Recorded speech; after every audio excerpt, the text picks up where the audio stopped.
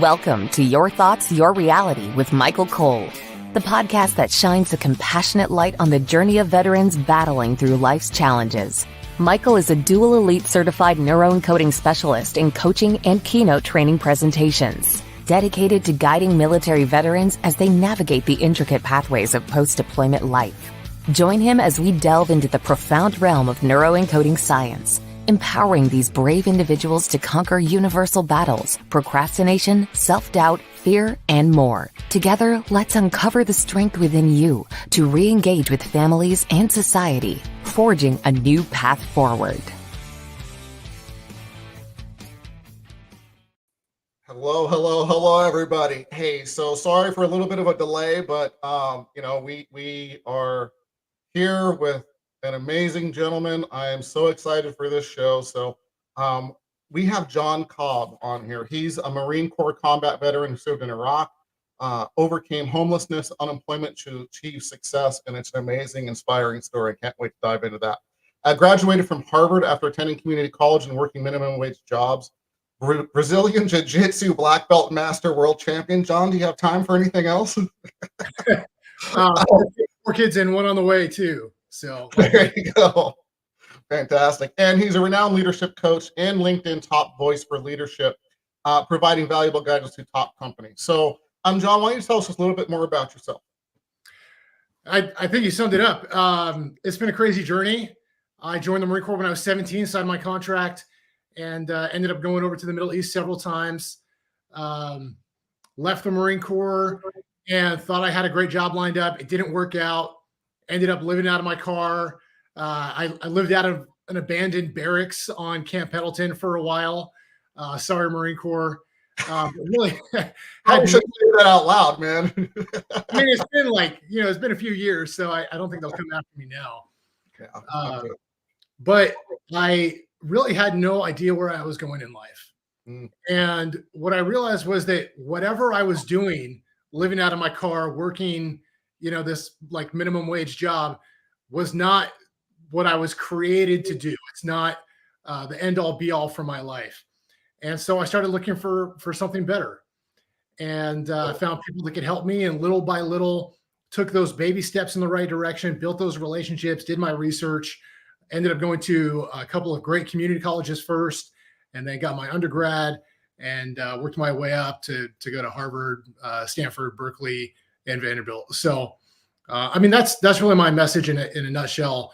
You have to take those baby steps. You have to have the vision for your life. You have to believe that there's something better out there waiting for you. And every time that I took a step into the unknown, things got worse. That's, I think, the trap, like the speed bump where everyone gets stuck. Yeah. It's going to probably get worse before it gets better, but it always got better on the back end. Yeah, so absolutely. That's the story.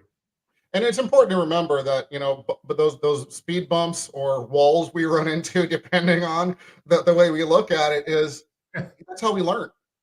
Yeah. That's how we move forward in life. When you're a baby, when someone's a baby, the parents don't scold them because they didn't take their first step right. They celebrate it, they love it, all those things. That's what makes the baby keep moving forward. All the serotonin, all those good hormones that move them forward. So I guess I'm a little more cynical about it. If you look at life as like a video game, you're trying to get from one level to the next. The boss is at the end of every level, right? And so you put in all the work, and then you have to go through the hardest point right before you graduate to the next level. I love it. And that's where most people quit. They say, "Oh, this boss is too hard. This challenge is too hard." Yeah. But you've got to push through that to get to the next level.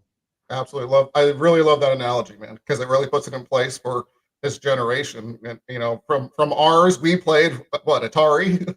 Ninja Turtles is what I was thinking of. Actually, you got the boss at the end. Yeah, literally.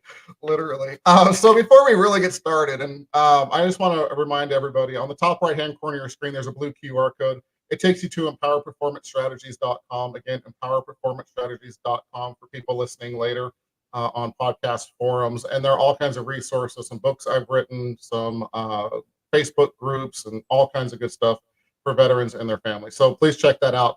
And Jon is going to bless us with 3 tips at the end to help get veterans and their families further faster. So make sure we stay tuned till the end for that. So you ready to get into this? Let's do it. Awesome, man.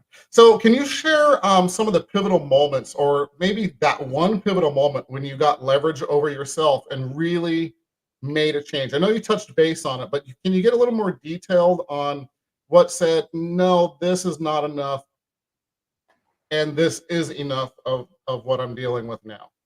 Can you share a little more about that? Yeah. So let me describe my rock bottom moment for you, which is always, fun. Please. Not embarrassing at all. I was driving home from my dead end job, and I was actually working at Macy's. I don't know how I ended up at Macy's after the Marine Corps. It wasn't exactly the macho, job I had envisioned. I was waiting for a paramilitary government job to go back overseas after I left the Marine Corps, and ended up working at Macy's for like $9 an hour. And I was driving home, just like trying to understand how my life had gotten so far off track. Like I felt like I was living in the wrong movie. I was living a nightmare in a sense, and just like really sinking into that feeling that something was terribly wrong with the direction I was headed. And that was the moment that I totaled my car. Like having this deep moment of frustration or realization that I was on the wrong track. And then I totaled my car. So that was my boss for, I guess, level 1. And from there, I found this video by Les Brown called "It's Possible." I'm a huge Les Brown fan. Had the opportunity to learn from him in person firsthand, and really changed my life. So I believe that God used Les Brown and other great leaders and speakers to help me develop a new vision for my life. It wasn't about me. That was the key for me. It's about me being in a position where I can help other people. Because when I was down and out, I couldn't help anyone. And I've always been a protector. I was a lifeguard in high school. I became a Marine. I was a bodyguard for a while. I did presidential nominee detail for John McCain when he was in Baghdad. So I've always been a protector. And I found myself in a position where I wasn't able to help anyone. And that was part of what was the most frustrating. And so once I got back into alignment, that the purpose of my life is to help other people, then I found the motivation and the inspiration to move forward.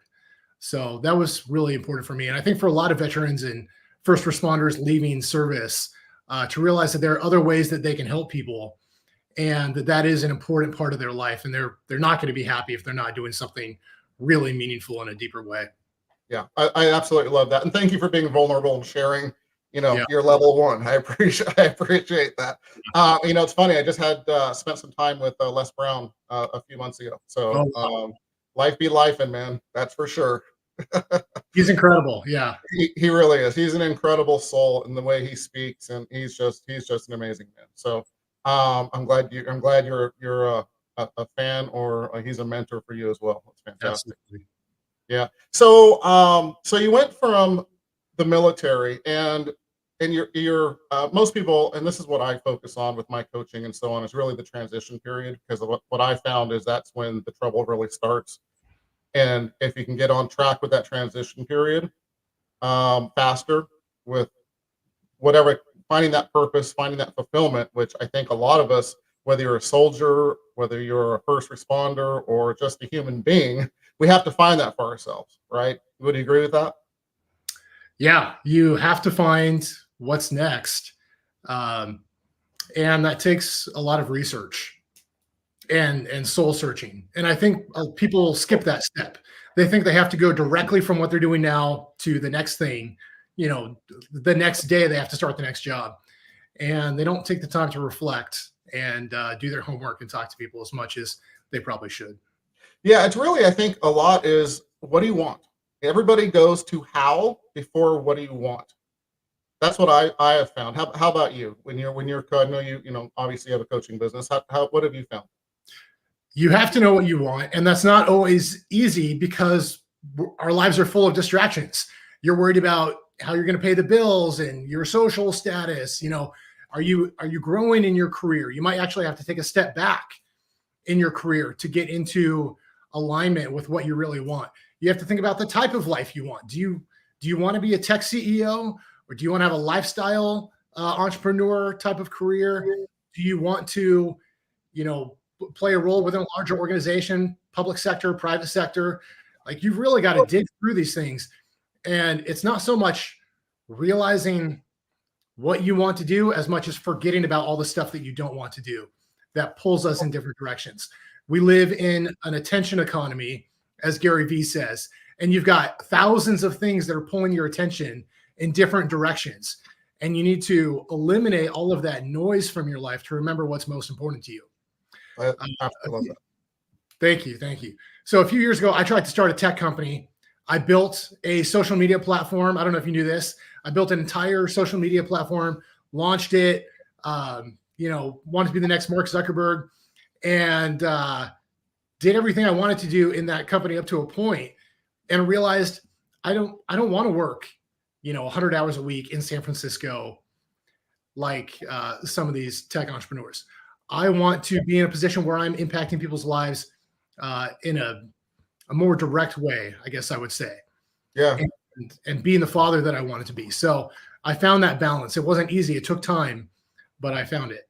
Yeah, that's fantastic. And that's, a lot of people don't take the time to be present for themselves, I think, long enough, like you're saying, figure out what you want, to really do the research and figure out what really calls to you and what your purpose or fulfillment is. And it's so important to really be present with yourself and do the research, play a little bit, right? I mean, you're not just going to go full board, create a tech company and it just automatically be exactly it. I mean, same with me, I'm in the construction field most of my life, but this is my passion. Yeah. So I think that's a very valid point. Thank you very much. And I love how you're doing both, right? Because you can be in a position where you're not ignoring the realities of your life, your responsibilities, your family, all of that, but you can be working toward what matters more to you. And that, I think, is the great litmus test for which direction you're headed in life. Are you doing more and more of what you care about over time? Yeah. If you do this black and white test where you say, am I doing only what I care about 100% of the time? I think most people are going to fail that pretty miserably. And that's going to be depressing and feel defeating. But are you headed in the direction where you are, 1% a month, 1% a year, maybe headed in the direction that you really want to be in?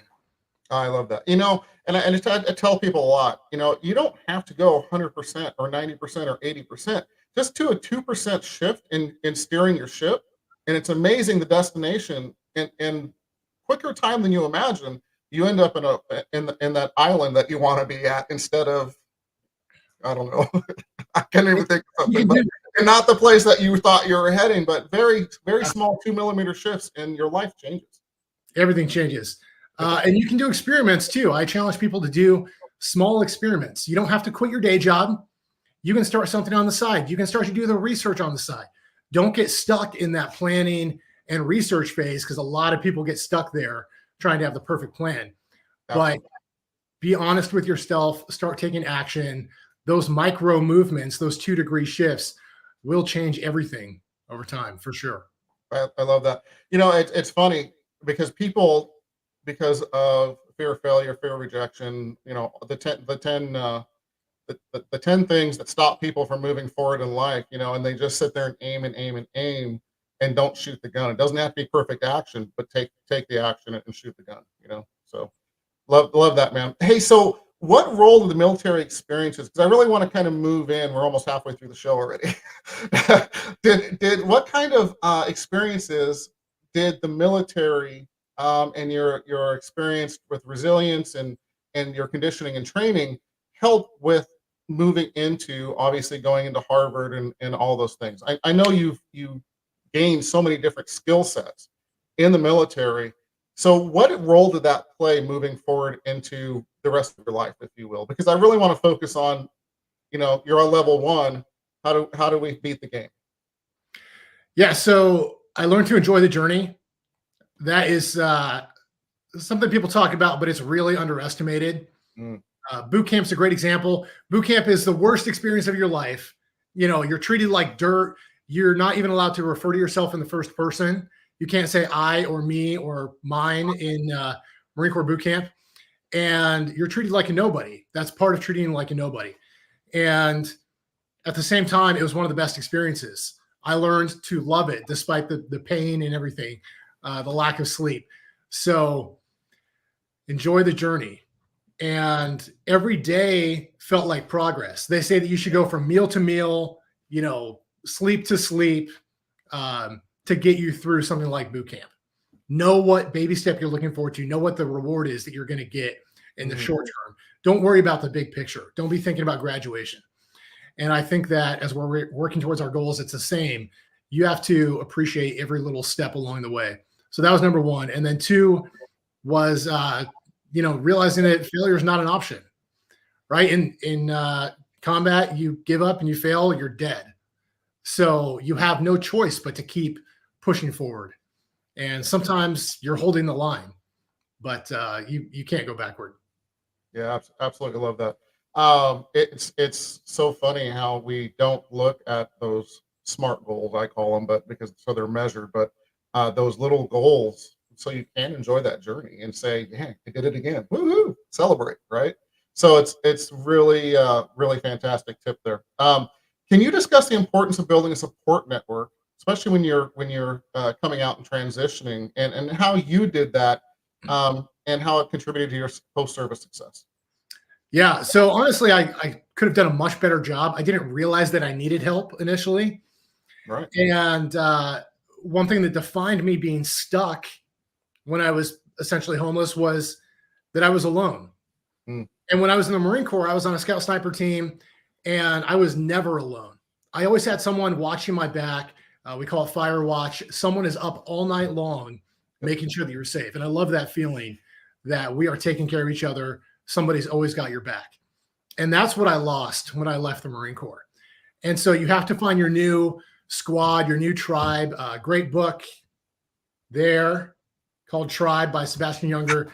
Definitely recommend that for anyone in the veteran, first responder community. You have to know who your tribe is. And for me, part of that was jiu-jitsu. I've got a great jiu-jitsu family around the world. I really think everyone who's deep in the jiu-jitsu world has a connection. So that's been cool. I go to Costa Rica on vacation, and I run into someone who says, hey, you got a jiu-jitsu shirt on. Can you come roll with us? And I spent my whole vacation, teaching and training in jiu-jitsu.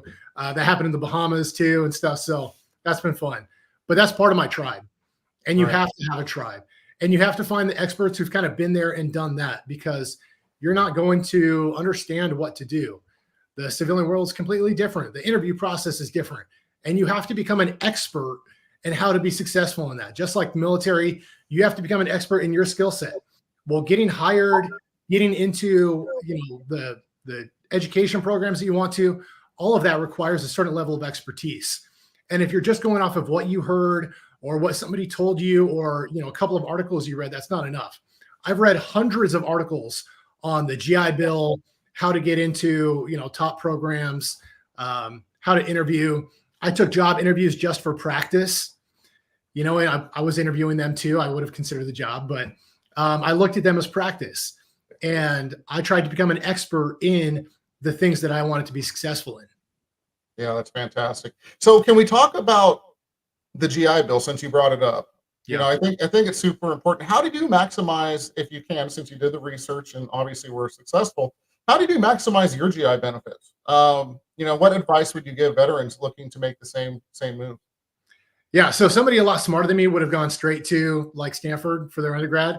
But I'm a Marine. We like to do things the hard way. And so I started off going to community college, I used a little bit of tuition assistance when I was in the Marine Corps.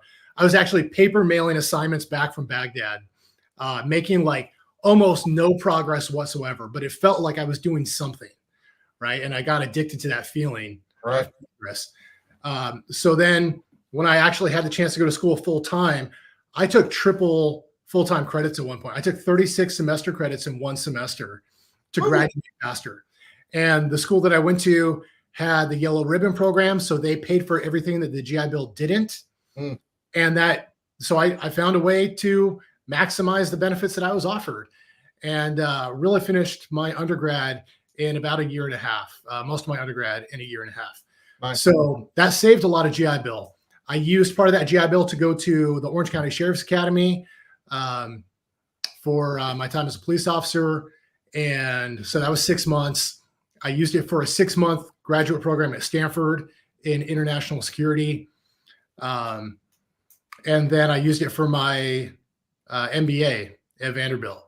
So I spread it out over quite a bit by just doing as much as I could with it, and finding those programs, finding Yellow Ribbon program really helps. Are there any other programs, since you bring that up, that you pop on the top of your head for people to look at? Yeah, vocational rehab is great for people with certain disabilities, definitely worth looking into. There are also different states that have benefits. I think in Texas, if you have a Purple Heart, you can go to any Texas State University for free. California has a similar program for disabled veterans. So I don't know all the details for those off the top of my head, but there are ways that veterans can go to school for free, and in some cases get paid to go to school. Like when I applied to Harvard, I had no idea how I was going to pay for it. I was out of my GI Bill at that point, and I applied for a couple of scholarship opportunities, the fellowship opportunities, and I got accepted to one. And I said, hey, I don't think I'm going to be able to come to Harvard because I don't know how I'm going to pay for it. I appreciate you giving me this fellowship, but it's not going to be enough. Right. And they said, well, we're actually giving you a full tuition fellowship, and we're going to pay you a stipend. They gave me $30,000 to go to Harvard for free. Wow. So I bring that up because you have to have faith. I applied feeling like it was the direction I wanted to go in, having no idea how I would pay for it. And it worked out. So that's when I challenge people to really take the leap of faith. And that's what a leap of faith looked like to me, putting hours and hours into that application and the fellowship applications, having no idea if I was just wasting my time. And it all worked out. And you have to believe. I mean, if you don't believe, you stop, right? If you don't have faith, you stop and you don't go anywhere, right? Would you agree with that? I think a lot of people think it's easier to give up because faith hurts. It's more comfortable. It's more comfortable to stop. No. Les Brown, going back to Les Brown, he said, many people choose known hells over unknown heavens. And that's been true in my life. We are, as a race, human beings, so afraid of the unknown that we assume it's going to be worse than where we are right now. When in reality, there are countless opportunities out there. And the odds are that there are many of them that are better than whatever you're doing right now. Yeah. Amen. And, just to add to that, just, stop and really realize what the truth is. Mm-hmm. Instead of your mind and your thoughts creating your reality, if you will, because they can go good or bad. You see every day kids from the same family, one becomes a billion-dollar superstar or CEO or whatever that is for them. And one goes into drugs or, commits suicide, or whatever the case may be. It's literally those thoughts really do become your reality. There's a reason the name for the show. So really take precedence and really stop, be present, and think about, what is the truth here, before you go and say, oh, it's just too hard, or it's this, or it's that. Sometimes just taking that one extra step keeps that momentum moving forward. That's excellent advice. I love the podcast name. You have to take your thoughts captive. Yeah. Because absolutely. They lead you down a path. Yeah, our brains naturally are there to defend us and protect us and help us survive. So 90% of our thoughts really are the same thoughts going over and over again in our heads, instead of the other thoughts that you can redirect. And we won't get into all that right now, but just know. Powerful stuff.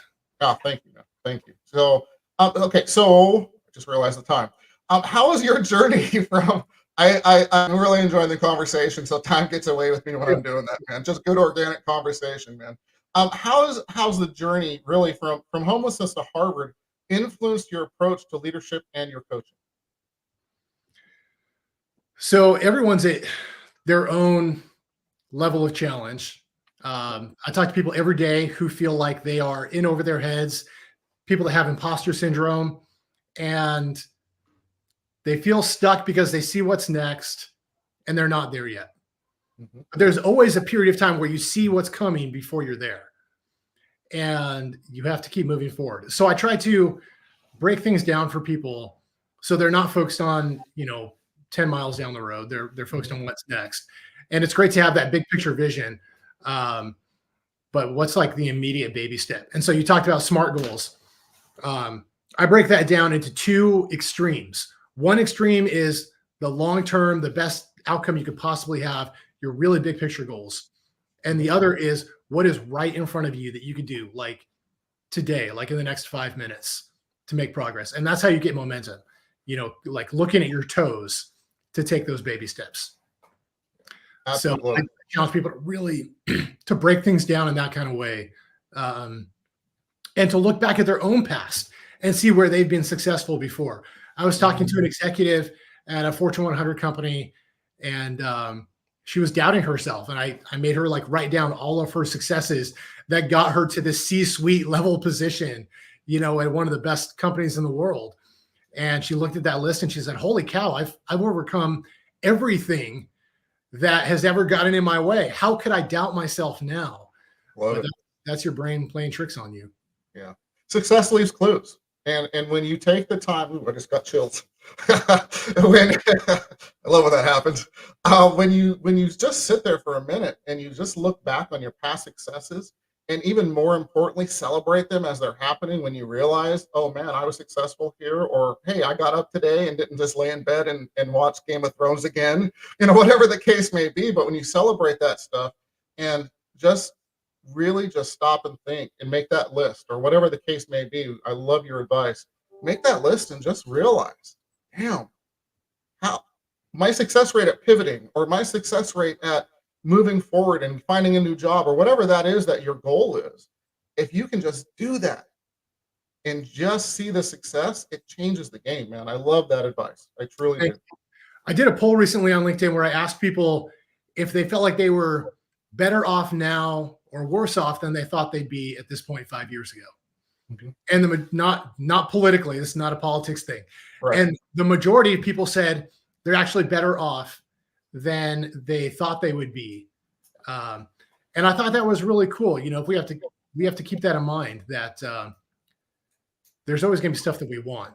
There's always going to be stuff that we feel like we don't have, but things are maybe better than you even hoped they would be, prayed they would be a few years ago. Yeah, absolutely. I love that, man.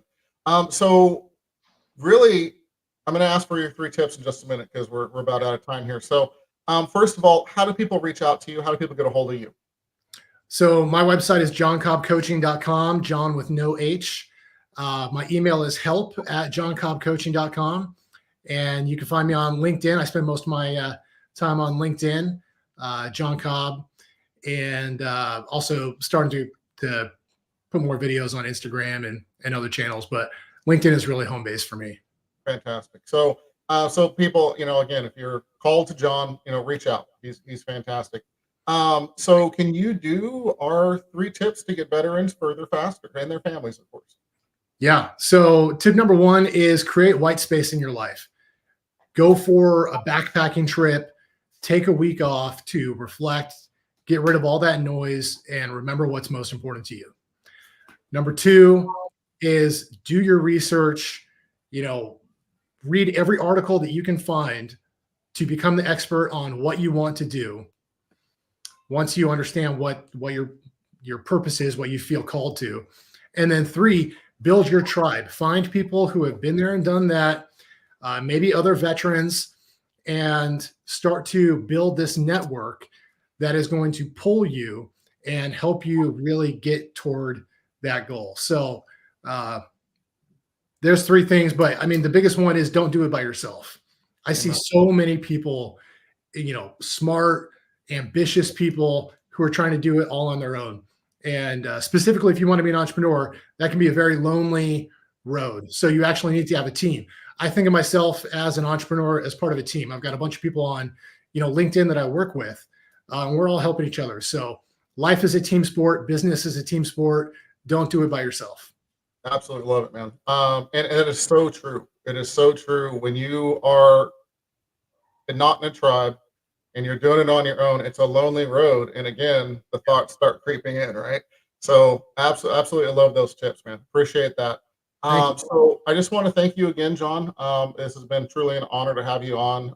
Time is the most precious resource we have as human beings, man. So really, truly appreciate you spending the time with us. My pleasure. It's an honor. Thank you very much. Absolutely. And everybody, I just want to say thank you for tuning in, and we are out of here. All right. Take it easy.